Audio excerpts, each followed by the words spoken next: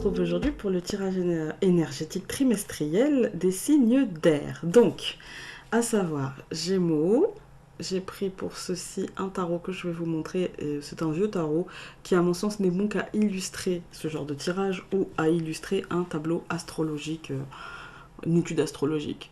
Voilà, Balance. Et voilà, Verseau. Il est très joli, hein, mais vous allez comprendre pourquoi il n'a aucune utilité, à mon sens, dans un tirage traditionnel, médiumnique ou divinatoire, enfin, un tirage, quoi. Même de travail sur soi, je suis pas certaine que, si, peut-être en tirant une carte, mais en fait, c'est celui-ci, c'est le tarot karmique astro, aux éditions, il est tellement vieux, édition du Cerf Paris, mais je pense que ça n'existe plus. Par contre, j'avais pas vu, c'est du Made in France quand même. Donc, à l'époque, on en faisait, comme quoi. Donc, ce jeu comporte 36 lames, donc les 12 signes du zodiaque, les 10 planètes, les 2 nœuds lunaires et les 12 maisons, plus un feuillet explicatif. Eux, ils disent livret explicatif, mais non, c'est un feuillet explicatif que je n'avais même pas vu à la base. Donc, parce que les cartes, c'est vraiment du carton, vous allez entendre, vous voyez, alors qu'une carte aujourd'hui, ça fait plutôt ce bruit-là. Et là, vous voyez la différence? Voilà, c'est pas tout à fait la même chose. Même au toucher, hein, c'est pas tout à fait la même chose. Après, pour moi, il est bien, mais sa seule utilité, à mon sens, ce n'est vraiment que d'être joli et de pouvoir illustrer, par exemple, pour une astrologue, de pouvoir illustrer sur des vidéos, justement, les nœuds, les planètes, etc. Voilà.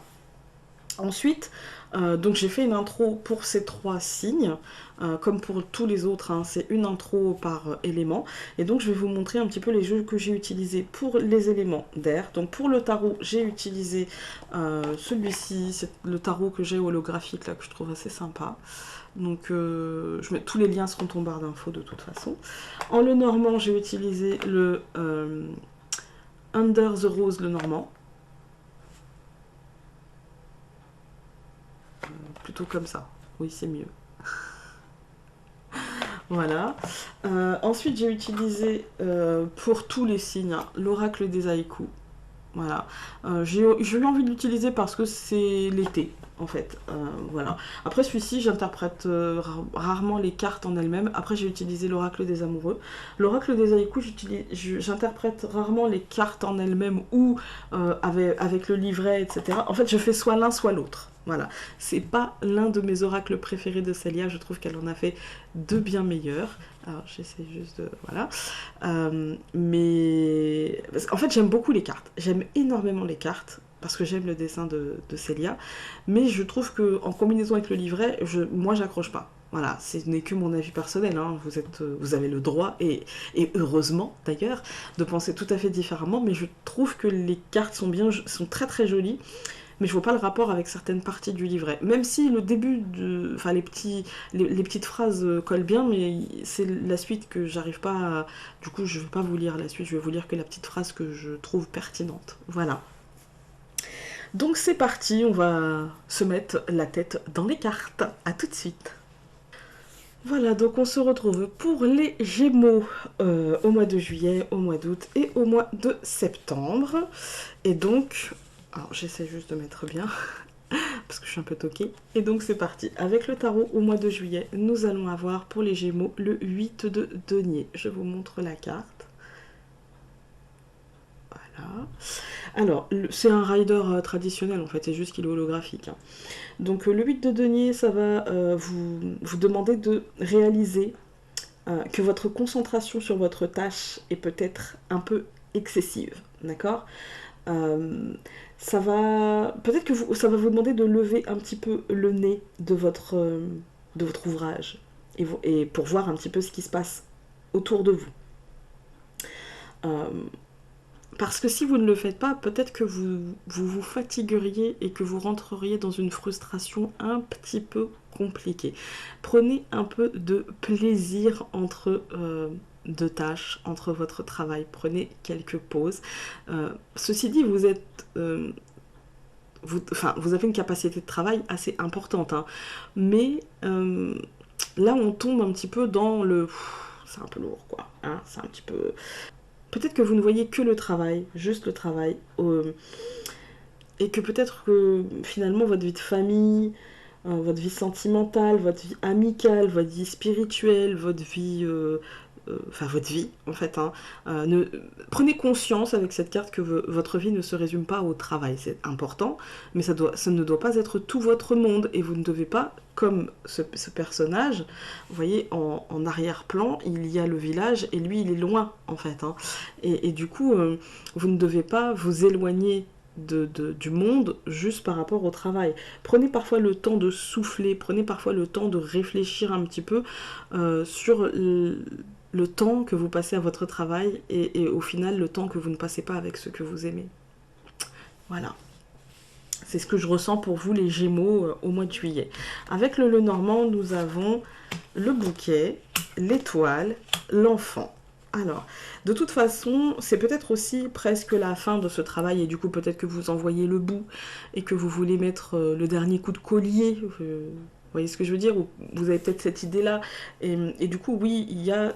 Pour moi, il y a l'apaisement de quelque chose, il y a un renouveau, il y a quelque chose de fructueux avec le bouquet, c'est le cadeau, l'étoile, l'apaisement, l'enfant, le renouveau. Pour moi, peut-être que vous allez lever le nez et du coup vous rendre compte que bah, là, il est peut-être temps de prendre un petit peu de vacances. Hein, mais peut-être que vous allez aussi finalement être sur la dernière ligne droite de ce travail et du coup ça peut être lourd, ça peut être compliqué, mais ce sera hyper fructueux. L'un dans l'autre, c'est avec le Lenormand en combinaison du tarot, c'est quand même symbole de réussite ou d'apaisement. Voilà.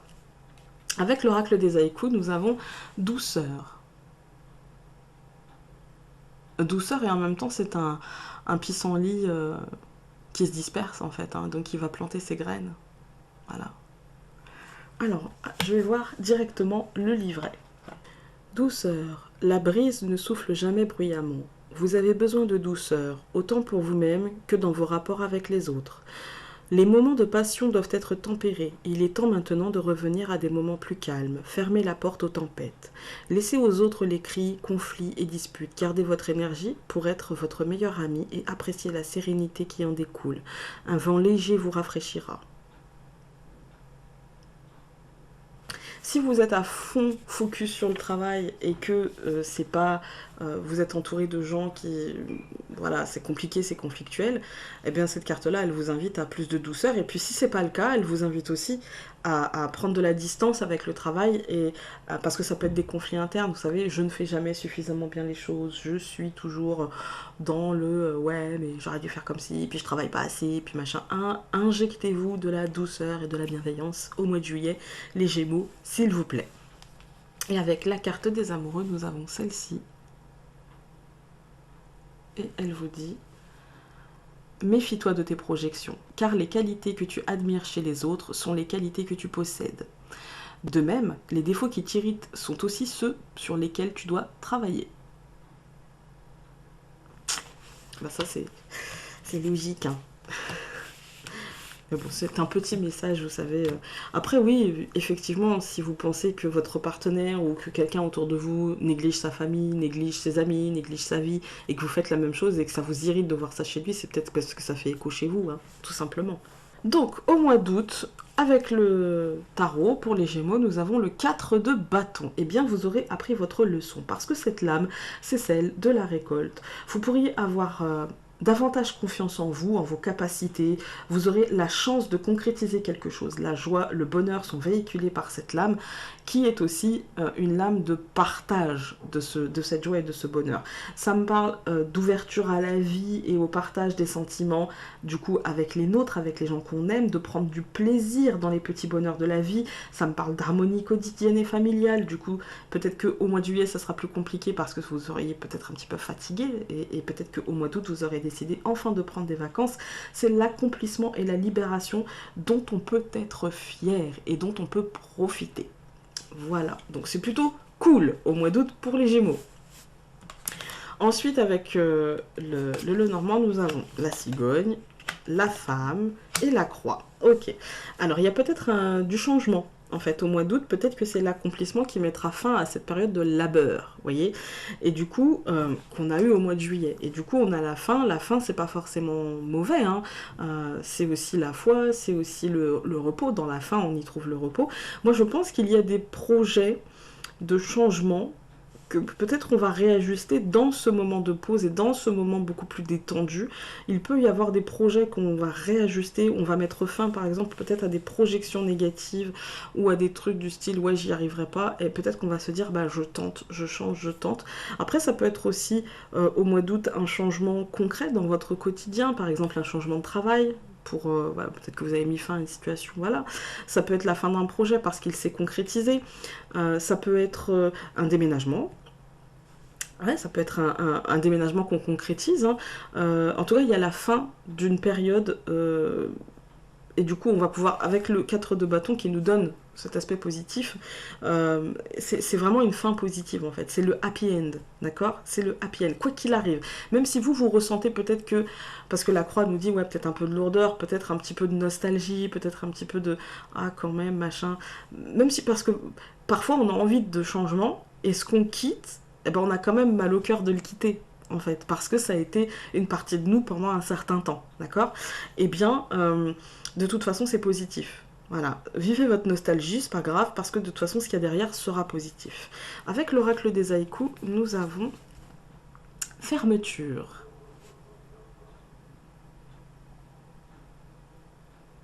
Je vais voir le livret. Fermeture. Sous ce ciel gris, les boutons de pivoine refusent de s'ouvrir. Votre environnement est néfaste pour vous, il vous empêche de vous épanouir. À force de faire semblant, vous vous repliez de plus en plus sur vous-même. Une peur vous paralyse, bloquant de sereines réactions face aux situations négatives.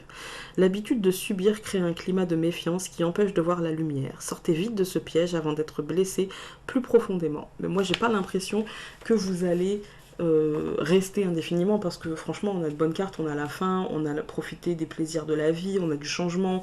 Enfin pour moi j'ai pas de soucis, on a les projets. Moi j'ai l'impression que c'est plutôt cette carte là, c'est pour ça que je vous dis des fois le livret et la carte, moi ce que je ressens de la carte c'est plutôt on clôt un chapitre en fait. Voilà, il y a quelque chose qui se referme, comme une porte qui se referme, et puis on se met dans sa bulle et on avance pour soi en fait, hein, et par rapport à soi, par rapport à ce qu'on vibre et le projet qu'on a. Voilà. Avec la carte des amoureux, nous avons celle-ci.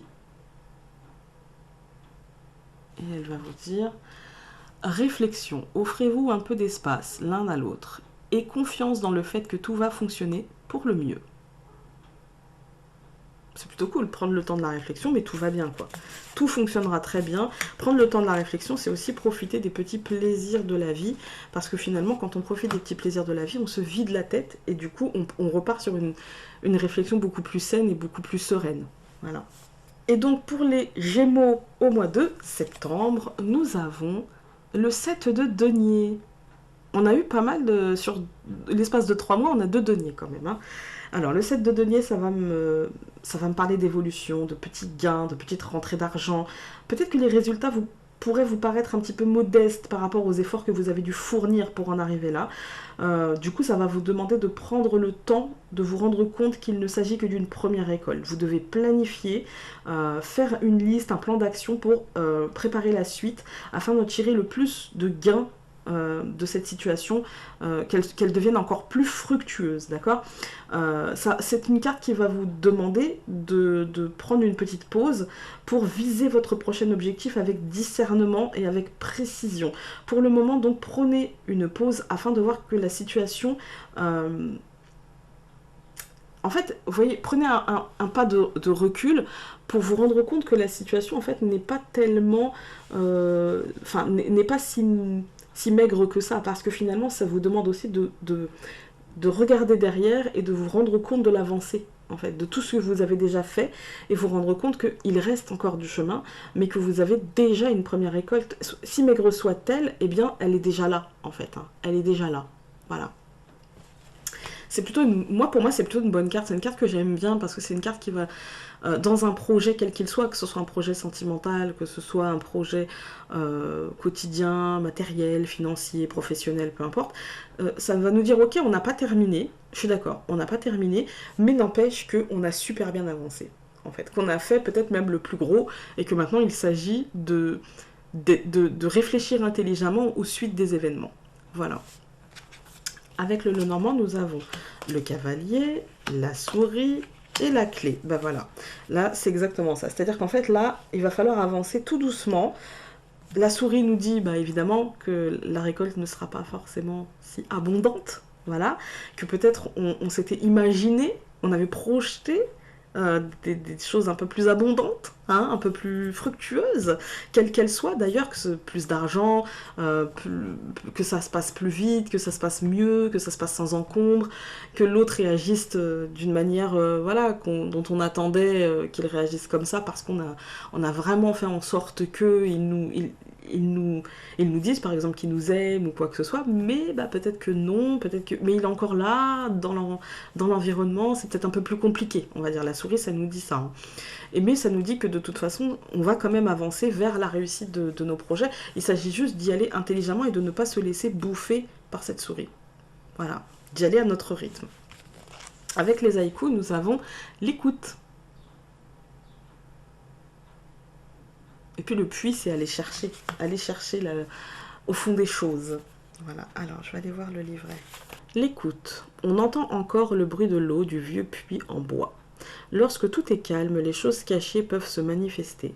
Prendre le temps de s'arrêter et d'écouter ce qui se passe en nous et autour de nous. Laisser les pensées et les émotions surgir sans essayer de les analyser. Écouter aussi les autres et être sensible aux signes qui nous interpellent. S'intéresser à nos ancêtres pour nous guider afin de prendre les bonnes décisions. Des sages et philosophes anciens ont mûri les expériences humaines. Sachons profiter de leur sagesse. Voilà, réflexion. Ça tourne autour au mois de septembre pour vous, les Gémeaux, de la réflexion, du calcul de trajectoire, de comment faire les choses, de se faire confiance aussi dans l'intelligence que l'on a sur les situations. Faites-vous confiance. Et avec l'oracle des amoureux, nous avons cette carte-ci qui va vous dire amitié. Nourris les liens d'amitié à l'intérieur de ta relation et ta vie amoureuse va s'améliorer considérablement. Mais c'est aussi la bienveillance avec soi-même, parce qu'on a aussi une relation avec nous-mêmes. Hein. Donc c'est aussi ça. Voilà, écoutez les Gémeaux, j'espère que ce tirage aura pu vous aider. Je vous invite à aller voir vos signes lunaires et votre ascendant. Votre signe lunaire, parce que vous aussi, non. Votre signe lunaire et votre ascendant. Sur ce, on se retrouve bientôt pour un tirage un peu plus traditionnel. Voilà, je vous embrasse. Salut!